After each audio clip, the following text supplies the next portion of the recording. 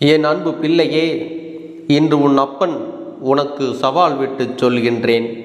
என் பிள்ளையே, நாளைய வெற்றி விடியலில் என் பிள்ளை உனக்கு செய்வினைகள் செய்தவர்களை உனக்கு சொல்வதற்காக இன்று வந்திருக்கின்றேன். உன் அப்பன் கருப்பண்ணசாமி உனக்கு கொண்டு வந்த செய்தியினை கேட்காமல் சென்றால் உனக்குத்தான் உன் வாழ்க்கையில் என்ன நடக்கிறது என்று தெரியாமல் போய்விடும். அதனால் இன்று உன் அப்பன் உனக்கு சொல்கின்ற இந்த விஷயத்தை நீ தெளிவாக புரிந்து கொள்ள வேண்டும்.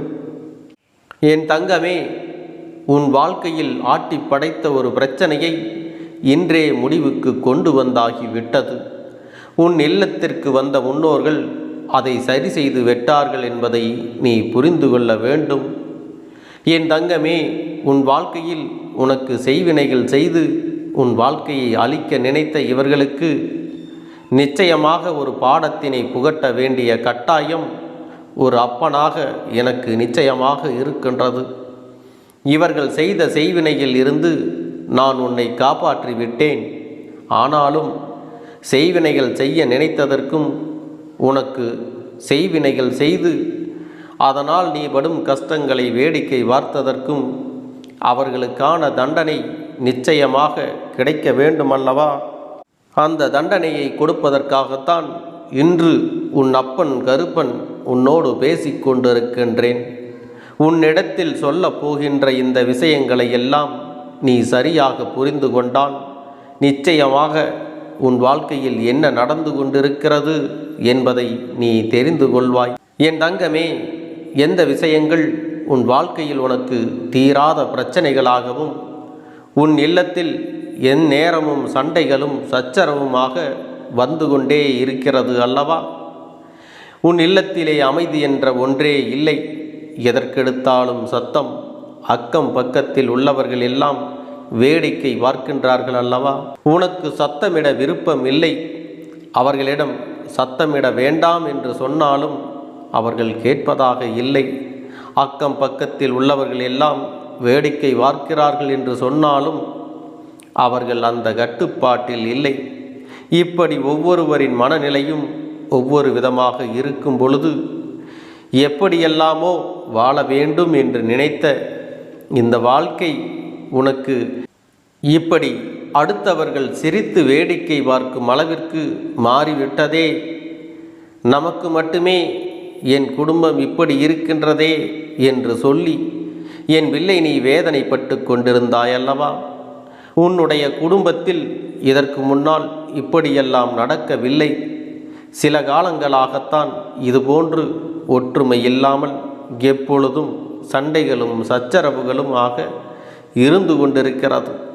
இதிலிருந்து எப்படி நாம் மீண்டு வர முடியும் என்று யோசிக்கின்ற நேரத்தில் என் தங்கமே, உனக்கு முதலில் இந்த பிரச்சனை எதற்கு வந்தது என்று உன் அப்பன் நான் சொல்லுகின்றேன். என் பிள்ளையே, உன்னுடைய குடும்பத்தில் இருப்பவர்களின் மீது தவறு சொல்ல ஒன்றும் இல்லை. ஏனென்றால் இதுவெல்லாம் இவர்கள் செய்த செய்வினைதான் என்பதை நீ புரிந்து கொள்ள வேண்டும். உன் குடும்பத்தில் இருக்கின்ற ஒருவருடைய மனநிலையை இவர்கள் மாற்றியதனுடைய விளைவுதான் இப்பொழுது உனக்கு இருக்கின்ற பிரச்சனைகள். உன் குடும்பத்தில் இருக்கின்ற ஒருவருக்கு இவர்கள் சூழ்ச்சி செய்து செய்வினையை வைத்து விட்டார்கள். அந்த செய்வினை சூழ்ச்சிதான் இப்போது அதன் வேலையை காட்டிக் கொண்டிருக்கின்றது. இதிலிருந்து நிச்சயமாக அவர்களை மீட்டு கொண்டு வர வேண்டும். இவர்களோடு இவர்கள் புதிதாக வைத்திருக்கின்ற இந்த பழக்கம்தான் உன்னுடைய குடும்பத்தின் சந்தோஷத்தை சீர்குலைத்து கொண்டிருக்கிறது என்பதனை நீ முதலில் புரிந்து கொண்டால் போதும். மற்றவை எல்லாம் உன்னை விட்டு தானாகவே விலகி ஓடிவிடும் என்பதை மறந்து விடாதே. என் தங்கமே, உன் அப்பனிடம் வந்து கண்ணீர் சிந்துகின்றாயல்லவா? அப்பனே, என் வாழ்க்கை இப்படியே சென்று விடுமோ? இந்த வாழ்க்கையை இதற்கு மேலும் நான் எந்த விஷயங்களிலும் மகிழ்ச்சி அடைந்து விட முடியாதோ என்று எல்லாம் எண்ணி என் பிள்ளை மனவேதனை படுகின்றாயல்லவா? என் தங்கமே, உன்னுடைய வேதனைகள்லாம், உன்னை ஆட்டி படைத்த இந்த விஷயங்கள் எல்லாம் இந்த அப்பனால் முடியப் போகிறது. நான் அதற்கெல்லாம் முற்றுப்புள்ளி வைக்கப் போகின்றேன். செய்வினை செய்த இவர்களுக்கு நான் கொடுக்கப் போகின்ற தண்டனை என்னவென்று உன் அப்பன் சொல்கின்றேன்.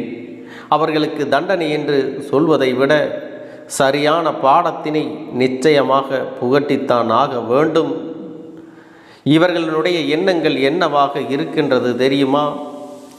நாம் என்ன வேண்டுமானாலும் செய்துவிட்டு போகலாம், இவர்களால் நம்மை என்ன செய்துவிட முடியும் என்று நினைக்கின்றார்கள் அல்லவா? ஆனால் உண்மையில் இவர்களுக்கு தெய்வத்தின் மீது பயமில்லை என்பதுதான் உண்மை. அடுத்தவர்களின் வாழ்க்கையை அழிக்க நினைக்கும் பொழுது தனக்கும் அது திரும்ப வரும் என்கின்ற எண்ணம் முதலில் இவர்களுக்கு இருக்க வேண்டுமல்லவா? அவர்கள் அப்படி செய்யும் பொழுதே தெரிந்து கொள்ள வேண்டாமா?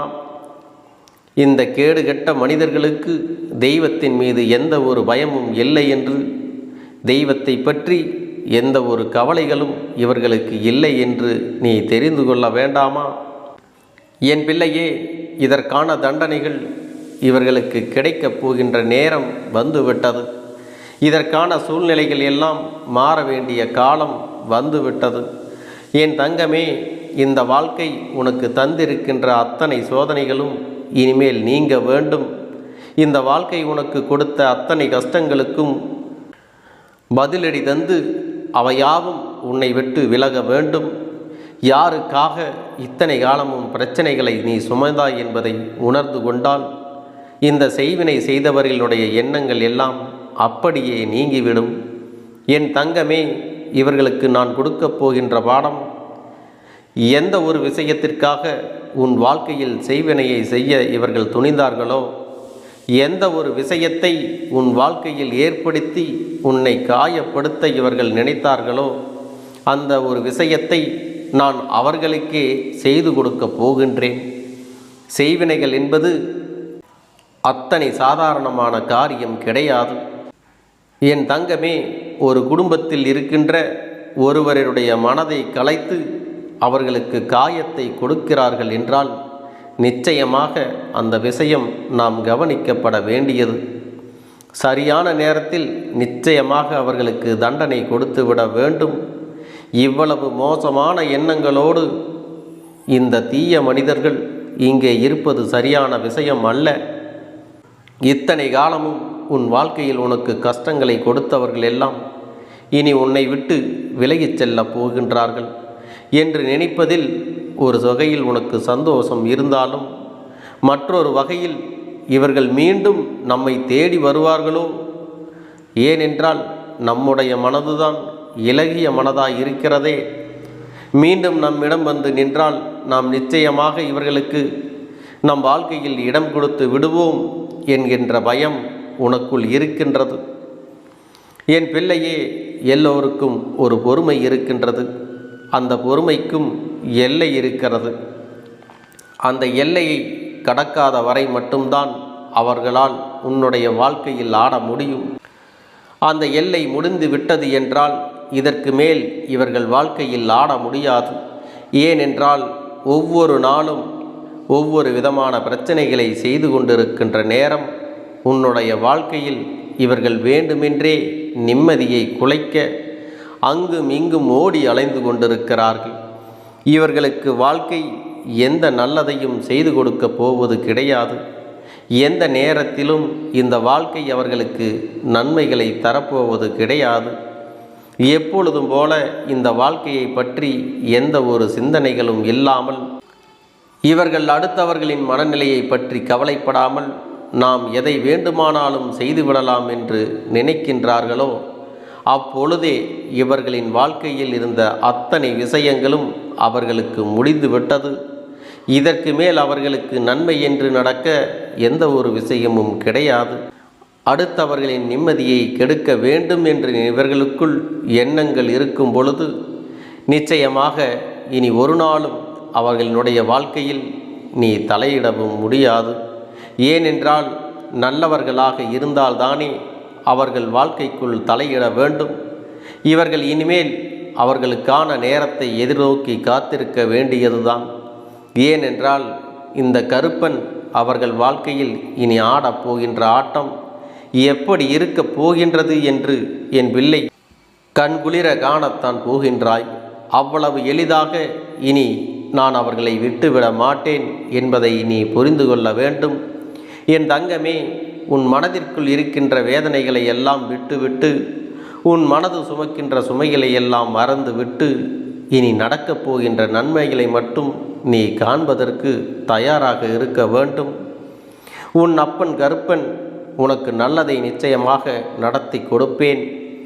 நீ வேண்டுமென்ற விஷயங்களை எல்லாம் நிச்சயமாக உனக்கு உன்னுடைய விருப்பப்படியே நடத்தி கொடுக்க போகின்றேன். என் தங்கமே, எந்த நேரத்திலும் உன் வாழ்க்கை மாறும் என்பதை நீ மறந்து விடாதே. இனி எந்த நேரத்தில் உனக்கு என்ன நடக்குமோ என்று எண்ணியெல்லாம் வருத்தப்படாதே. என்ன நடந்தாலும் அதை எதிர்கொள்வோம் என்ற நம்பிக்கையில் உன் அப்பன் இருக்கும் வரை எதற்கும் நீ அஞ்ச வேண்டாம். என் தங்க பிள்ளையே, இந்த கருப்பண்ணசாமியின் ஆசீர்வாதங்களும் அன்பும் துணையும் என்றென்றைக்கும் உனக்கு முழுமையாக கிடைத்து கொண்டே இருக்கும்.